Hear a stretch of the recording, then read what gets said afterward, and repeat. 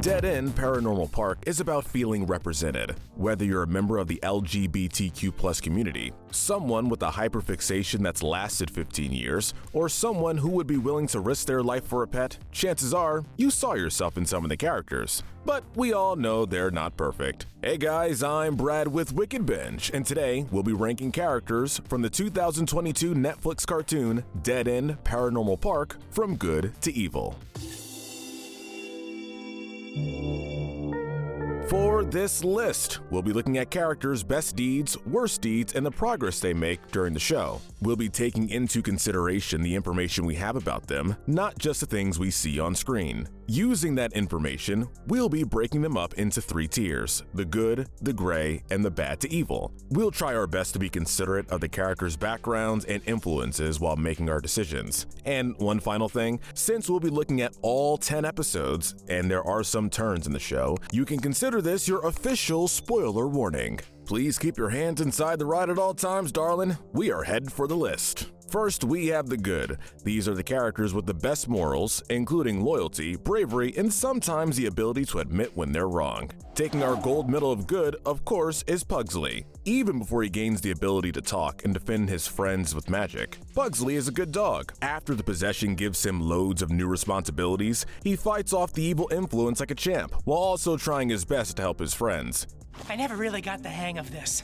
He's prone to mistakes and follies, but honestly, who isn't? Pugsley is a member of the staff worth saving, and we think he deserves this medal to go along with his good boy hat. Taking the silver medal of good is Norma Khan. Okay, so we've all had obsessions. Here at Wicked Binge, for instance, we're obsessed with Paranormal Park, but using that obsession to make the world a safer place, putting our very specific nerdy knowledge to the greater good by fighting demons on a weekly basis, that's not something we signed up for, and we're not sure we'd handle it half as well as Norma. She has her faults, as does anyone. I should stop this. She can be a little bossy. She puts her interest above the safety of her friends, and her younger age means that she struggles in situations that call for her to be emotionally mature. That being said, she's one of the bravest characters on the show. We see early in the series how she conquers her anxiety daily, and we see her taking steps to learn to be more sociable to make herself better at a job she believes in. Norma is a great character and one of the best young role models ever animated. Taking the bronze medal of good is Barney. Barney's probably the most self-involved mortal, but there is an important lesson that we can all learn from him, and that is sticking up for himself. Though there are lapses in his attention, usually where his crush or own insecurities are involved, he knows that he deserves respect and attention. His greatest fear is being invisible, and he works to build up the strength he needs to confront his family about making him feel that way. When it comes to him always thinking about himself first, we also see that redeemed, if not exactly cured. Yeah, he lets Pugsley get stuck on the monorail because he was thinking about a boy, but he immediately runs back to make sure that Pugsley is safe, despite his fear, when he realizes his mistake. It's working! It's working! It's a pattern we see with him over and over. Even though the road to progress is slow, he is learning, all while being his truest self in the face of adversity and danger. Following him is Barbora, not to be confused with the more traditional name, Barbara. Everybody calls me Barbara. Pauline's former stunt double is working incognito in the park, trying to undermine Pauline's legacy and find evidence of a terrible truth. Though Norma almost has everyone convinced once or twice she's the villain, she ends up nearly sacrificing herself to save the kids and bring justice to the missing Pauline lookalikes at Phoenix Parks. Rounding out this tier is Courtney. Remember when we said that we'd be taking backgrounds into consideration? Well, that goes double for Courtney, who is literally a demon. There are plenty of things that would qualify Courtney for a lower position on our list. For example, the willingness to gouge out Pugsley's eyes with a melon peeler for the chance to return home. But we feel that's in her nature, a nature she must fight for the benefit of her friends. So just let me wallow, would ya? She's at the bottom because she betrayed them during Pauline's comeback show, but she still makes the good tier for her return and her help in getting things back to normal at the park. Now we move into the gray area. These are characters with less screen time who we hope to see prove themselves a little more in the second season. Kicking things off is Vince. Vince is like a little Norma. Though he buys into the flashy conspiracy theory about Barbora, which turns out to be true, they share a similar obsessive nature when it comes to all things swings Pauline. The fact that he's willing to bring his magazine to the park to help Norma in her investigation gives us a good feeling about this kid. Sure you don't want this? And the mystery may not have been solved without his help. Then there is Badya, aka Deathslide. What we love most about Badya is how determined she is to make friends with Norma. Though this connection doesn't happen at once, she sees how much the girl is struggling to make friends and does her best to be supportive and friendly every opportunity after that. She takes on a lot of responsibility in the park and seldom balks at any paranormal nonsense going on. So, what do I do now? If we have one complaint about her, aside from lack of screen time, it's just that she's slow to understand when the staff is in danger, and spoiler alert, that's gonna be a recurring theme throughout this tier. Following her is Logs. Logs is Barney's love interest and safety officer at Phoenix Parks. One complaint we have is that he's too focused on his literal duties as a safety officer and perhaps not concerned enough with all the paranormal incidents that are actually endangering the patrons. Still, he's willing to risk that job once he knows the full story and true dangers going on behind the scenes. He's also a very understanding person when it comes to Barney's nerves regarding their perpetually pending date. In the center of our list is Patrick. We might actually lose some points here because we're about to complain about a child crying. We don't care that Patrick, Barney's brother, is a caring young man who wants to see his brother come home. Barney, what are you doing here? That's fine. What we care about is that he constantly finds himself hiding from dangerous situations, paranormal or emotional, instead of getting more involved or trying to understand. A lot of this can be understood since he is a child. When put up against a child his age like Vince, however, who's more involved, it's more difficult to be impressed by Patrick's involvement or lack thereof. Just behind Patrick are his and Barney's parents. It can be difficult for anyone to accept change. To their credit, Barney's parents think that they're doing their best by telling him that they are supportive when he comes out as trans.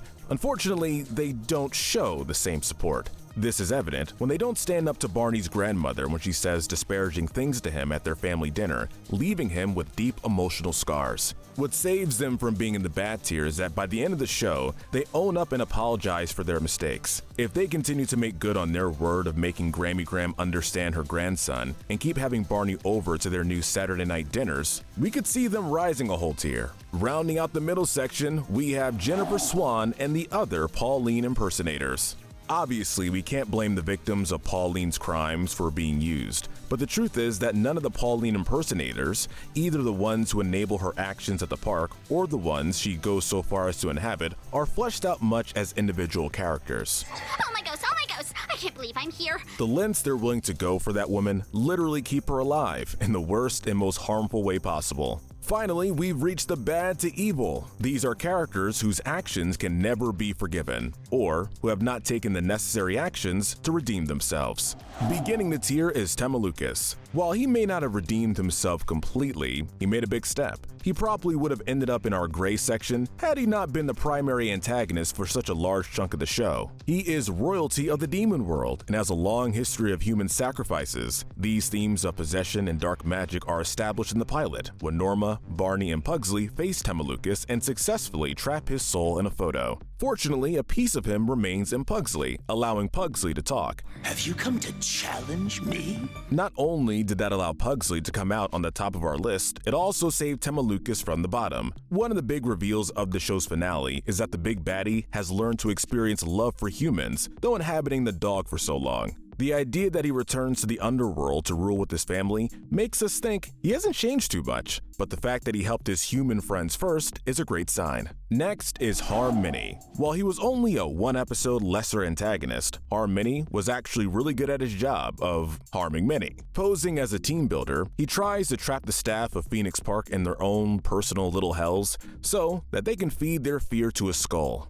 And now, feed it to the skull. Luckily, Norma is able to catch on to his plan before she can be trapped, and with the help of her friends, she was able to put an end to it. If he had been harder to defeat, we can see him being higher on this list, because that's a pretty messed up plan. The Bronze Medal of Evil goes to Grammy Graham. While we never actually meet this character, outside of a nightmare Barney has of her, she's set up as the antithesis of all that the show preaches. The impression of hurt and fear that she's left in her grandson speaks volumes. In a series that is all about acceptance, she's the one causing most of the damage, and this all while being human, as far as we know anyway. It just goes to show that sometimes the deepest wounds aren't the paranormal or even the intentional kind. Being closed-minded and failing the people who should matter to you is one of the worst things that can be done. Taking the silver medal of evil is Zagon. Zagon is Tema Lucas' sister, and she doesn't want to let him have any power that could overshadow hers. She comes up under the guise of a celebration to take a look at his new realm. When learning that he's weakened by the control Pugsley has maintained, she immediately tries to take over. She turns mortals to stone, she tries to execute Pugsley, she even tries to eat Patrick. The park is ours. With an army of the dead and no morals in sight, we wouldn't want to cross her. But there's one character that outdoes her. The gold medal of evil goes to Pauline. What scares us most about Pauline is that she is, or was, human.